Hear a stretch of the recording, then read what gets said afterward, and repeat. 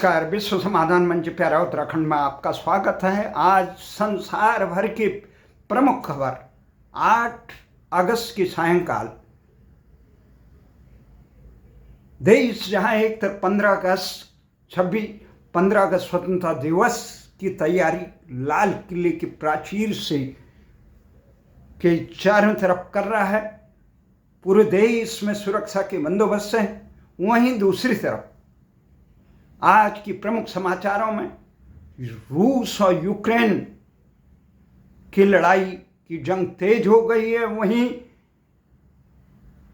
Israel और Iran और उसके सहयोगी संगठन हिजबुल्लाह और हूती सहित हमास के बीच जंग और तेज हो गई है। उसी तरफ भारत में जहां पूरी संसद में जहां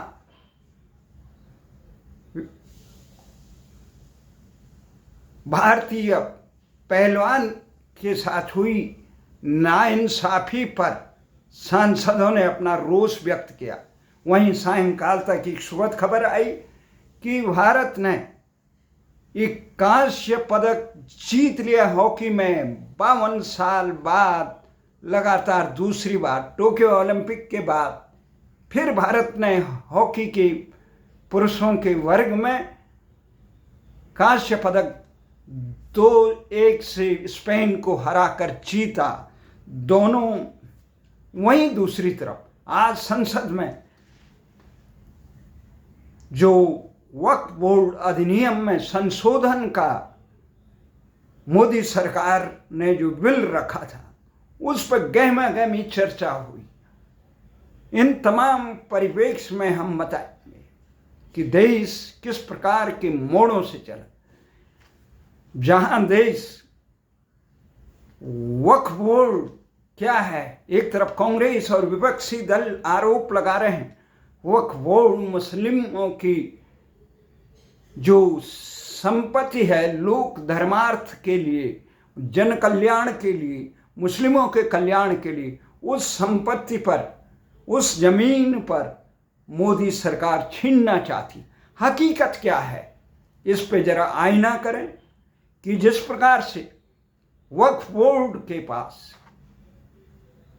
जो वक्फ बोर्ड अधिनियम जो भारत में बना था 1954 में वक्फ बोर्ड अधिनियम बना था, उसमें धीरे धीरे 1995 में संशोधन हुआ।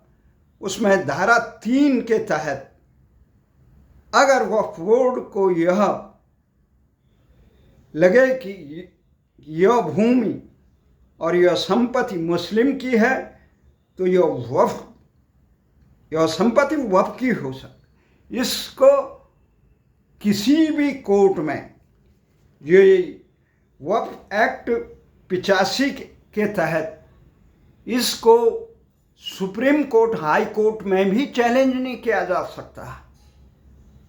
एकाधिकार है और इस चैलेंज को केवल वक्फ ट्रिब्यूनल में किया जाता है और उसकी समय सीमा कुछ नहीं है।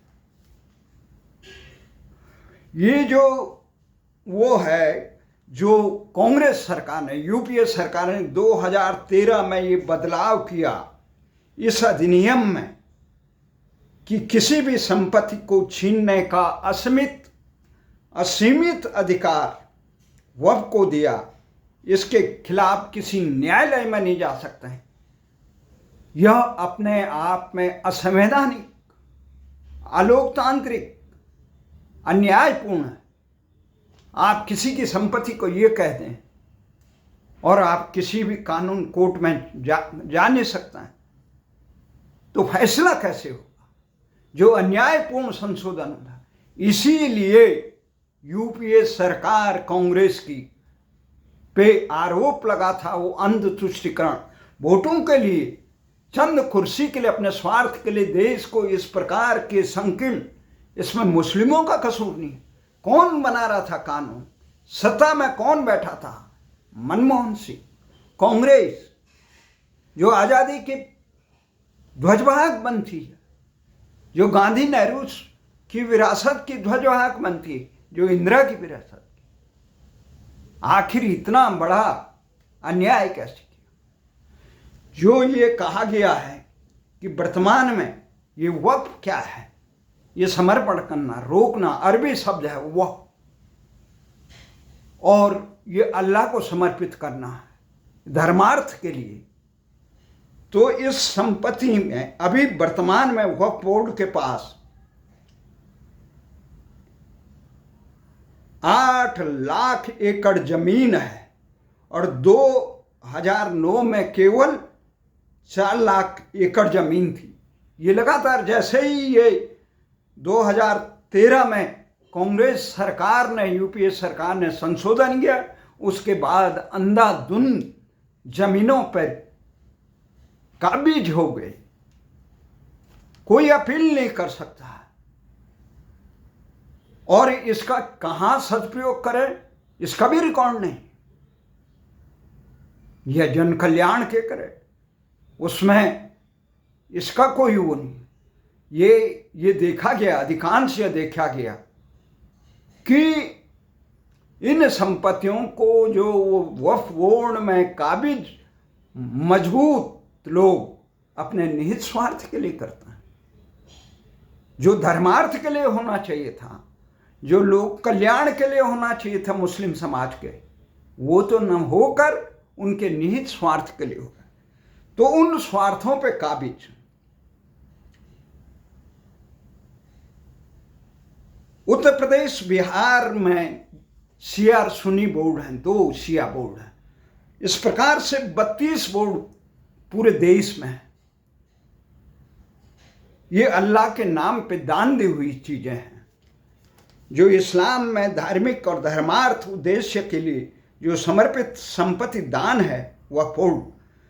भारत में रेलवे और सेना के बाद अगर किसी के पास सबसे अधिक संपत्ति है तो वक्फ बोर्ड, और इसमें भी इस प्रकार का अधिनियम बना दिया गया, नियम बना गया, उसकी आप अपील कहीं नहीं कर सकते। तो इस प्रकार का ये जो कृत्य किया गया उसको सुधारना देश की संसद का काम है। संविधान में संशोधन होते हैं, देश काल परिस्थिति के अनुसार जो न्याय और देश समय के अनुकूल न्यायोचित न लगे, समाज के कल्याण में न लगे, उस पर संशोधन होना जरूरी है। उससे संशोधन से क्या इतराज कि उसको जिला मजिस्ट्रेट के यहाँ ये संपत्ति दर्ज होगी और उससे पहले दावे की सत्यता की जांच होगी कि ये संपत्ति वास्तव में दान देना चाहता है, उनके वारिस इसमें किस प्रकार की बातें कर। जब इस प्रकार की बातें हो रही है तो ये जो परेशानी, कांग्रेस को अपनी भूल को प्रायश्चित करना होगा, सुधारना होगा। और जिस प्रकार से संसद में इस प्रकार का वातावरण कांग्रेस बना रही थी, विपक्षी दल बना रहे थे, वो राष्ट्रीय हित में नहीं है। अगर किसी कानून को न्यायोचित ढंग से, ये बिल जो है वहाँ पार्लियामेंट कमेटी के पास जाएगा, वहाँ इसमें बहस होगी, जांच होगी, कानूनन होगी, क्या होगा, इसमें महिलाएं भी रखी। 40 संशोधन अभी मंत्रिमंडल ने इसमें करने को पारित किया है। इसमें महिला भी होगी, सारे तबके के लोग होंगे। तो ये एक निश्चित समय सीमा, दावे की सत्यता की जांच होगी, दान करने वाले के वारिसों का इस पे क्या वो है उसकी जांच होगी। ये नहीं कि जिस पे मर्जी आए आपने वो कर दिया। देश की किसी भी संपत्ति आपने कहा ये वक्फ की संपत्ति है तो आप इसके खिलाफ आवाज नहीं उठा सकते। इस प्रकार का न्यायपूर्ण प्रावधान और अधिनियम बनाना कांग्रेस ने न समाज में के लिए गलत काम किया, अभी तो अपने पैरों के साथ राष्ट्र के हितों पर भी कुठाराघात किया। ये संशोधन नहीं किए जाने चाहिए थे और कांग्रेस को अब ये चाहिए कि प्रायश्चित करे इस प्रकार के नियम जो बना रखे हैं। कौन करेगा प्रायश्चित जब इस प्रकार के गलत नियम बनाए और वो कल्याणकारी हो, समाज के लिए जो दान दिया गया है, धर्मार्थ के लिए लगे, उनकी शिक्षा के लगे, उनके उत्थान के लिए, गरीबों के, मुस्लिम समाज के गरीबों और उनके लगे, ये पारदर्शिता तो हो, कितने दान है, कहाँ प्रयोग कर रहे हैं।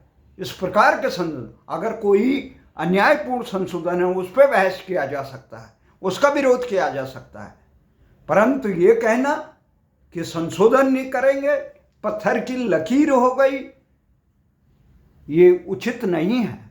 संशोधन अगर न्याय के तराजू में खरे नहीं उतरते हैं, न्याय की पलड़े में सर्वोच्च न्यायालय और हाईकोर्ट, अब हाईकोर्ट में कर सकते हैं, पहले तो केवल वो ट्रिब्यूनल में कर सकते थे आप।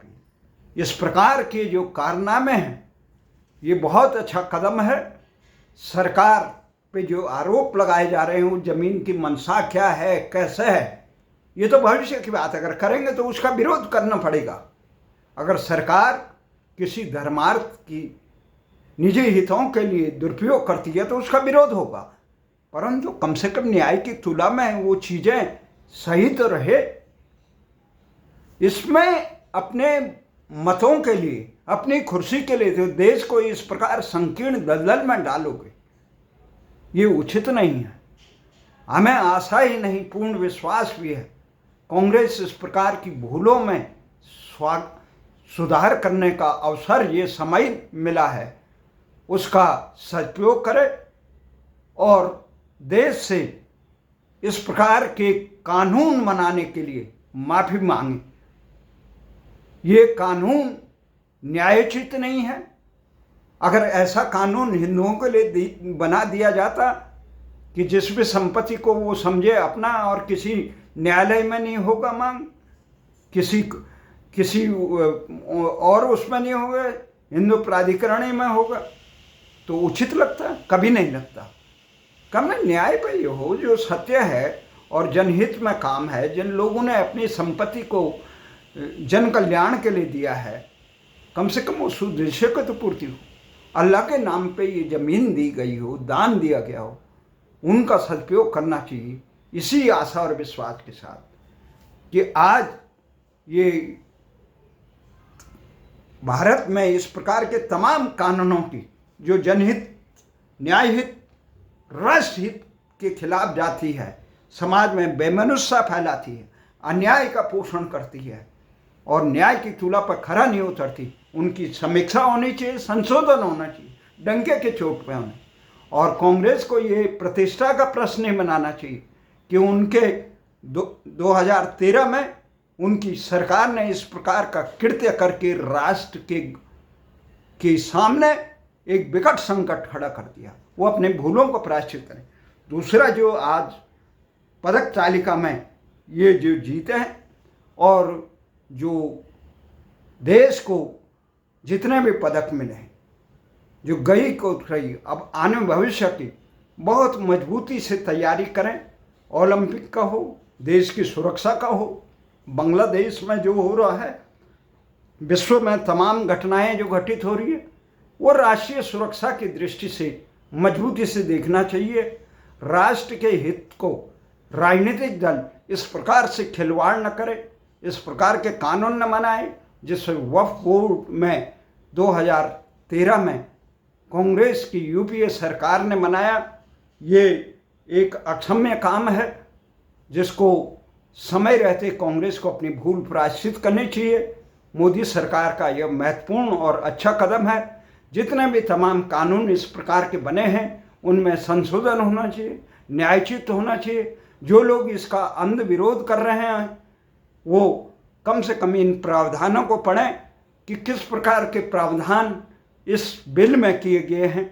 अंध विरोध किसी का नहीं, इंसानियत और न्याय के किसी संप्रदाय के आधार पर नहीं होना चाहिए, धार्मिक आधार पर नहीं होना चाहिए, परंतु जिस व्यक्ति ने जो दान दिया है उसका सदुपयोग होना चाहिए। वो उद्देश्य पर रहे, न कि निहित स्वार्थी लोगों के उधर पूर्ति का कारण बने। इसी आशा और विश्वास के जय हिंद, जय भारत।